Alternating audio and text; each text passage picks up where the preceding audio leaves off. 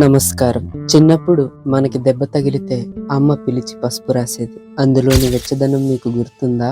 ఆ పసుపు రంగు మన సంస్కృతిలో ఎలా కలిసిపోయిందో మన అందరికీ తెలుసు. కానీ ఆ పసుపు సేకరించడానికి రైతు పడే అగ్ని పరీక్ష గురించి ఎప్పుడైనా ఆలోచించారా? ఈరోజు పసుపు సేకరణ వెనుక ఉన్న ఆ కష్టాన్ని, ఆ ఇష్టాన్ని పంచుకోవడానికే ఈ వీడియో చేస్తున్నాం. ముందుగా మన వీడియోను మొదటిసారి చూస్తున్న వాళ్ళు ఉంటే దయచేసి లైక్ చేయండి. మన ఛానల్ ని సబ్స్క్రైబ్ చేయండి. మీ ఒక్కో సపోర్ట్ మాకు చాలా విలువైనది. ఈ రోజు మనం ఇక్కడ పసుపు సేకరణ గురించి మాట్లాడుకుంటున్నాం. నిజానికి పసుపు అంటే మనకి కేవలం ఒక వంటింటి దినుసు మాత్రమే కాదు. అది మన జీవన రేఖ. అది మన మట్టి తల్లి మనకు ఇచ్చిన పసుపు కానుక. ఒక్కసారి ఆలోచించండి. వేసవి కాలంలో మండుటెండల్లో నేలను దున్ని ప్రతి విత్తనాన్ని ఒక ప్రాణంలా భూమిలో నాటినప్పుడు నుండి అది మొలకెత్తి ఆకుపచ్చని రంగుతో పొలమంతా పరుచుకునే వరకు రైతు పడే తపన అంతా ఇంత కాదు. ముఖ్యంగా పసుపు తవ్వేటప్పుడు ఆ పసుపు కొమ్ముల్ని మట్టి నుంచి వేరు చేస్తుంటే ఒక తల్లి తన బిడ్డకు స్నానం చేయించి ముస్తాబు చేసినట్టు ఎంత జాగ్రత్తగా తుడుస్తామో తెలుసా? ఆ పసుపు కొమ్ముల మీద ఉన్న మట్టి మా చేతులకు తగిలితే అది మట్టి కాదు, మా పూర్వీకుల ఆశీర్వాదంలా అనిపిస్తుంది. అడవిలో దొరికే ఆ పసుపు వాసన చూస్తుంటే మా కడుపు నిండిపోతుంది. ఎందుకంటే ఆ వాసనలో కల్తీ లేని ప్రేమ ఉంది. పట్టణాలలో పసుపు అంటే ఒక రంగు, కానీ మా గూడెంలో పసుపు అంటే ఒక బంధం. ఒక ఆడపిల్ల పెళ్లికి తలంబ్రాల కోసం, ఒక రోగికి గాయం మాన్పడం కోసం, ఒక పసిపాపకు దిష్టి తగలకుండా పెట్టే బొట్టు కోసం మేము ఈ పసుపును సేకరిస్తాం. మా రక్తంలో కలిసిపోయిన ఈ పసుపు రంగు మా జీవితాలలో వెలుగు నింపుతుంది. మేము చేతులతో పసుపును సేకరించడం లేదు, మా సంస్కృతిని, మా చరిత్రను నేల తల్లి నుండి వెలికి తీస్తున్నాం.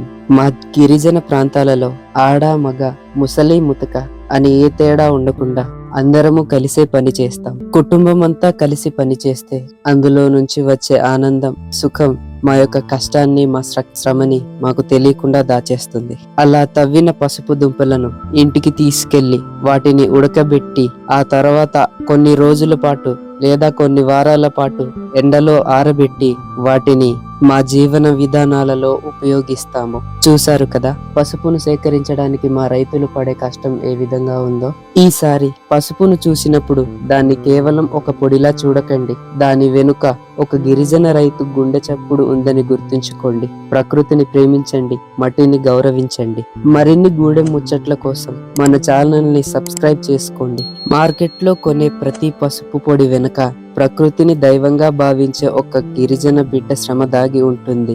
ఇది కేవలం ఆహారానికి రుచిని ఇచ్చే పదార్థం మాత్రమే కాదు, ఇది ఆరోగ్యానికి మూలం, ఆపదలో అండగా నిలిచే ఒక గొప్ప సంస్కృతి చిహ్నం. ఈ వీడియో ద్వారా మన గూడెం సంస్కృతిని, మన మట్టి గొప్పతనాన్ని మీకు పరిచయం చేశామని ఆశిస్తున్నాం. మనం ఆధునిక కాలంలో ఎంత ఎదిగినా మన మూలాలను, ప్రకృతిని కాపాడుకోవాల్సిన బాధ్యత మనపై ఉంటుందన్న విషయాన్ని మనం ఎప్పుడూ గుర్తుంచుకోవాలి.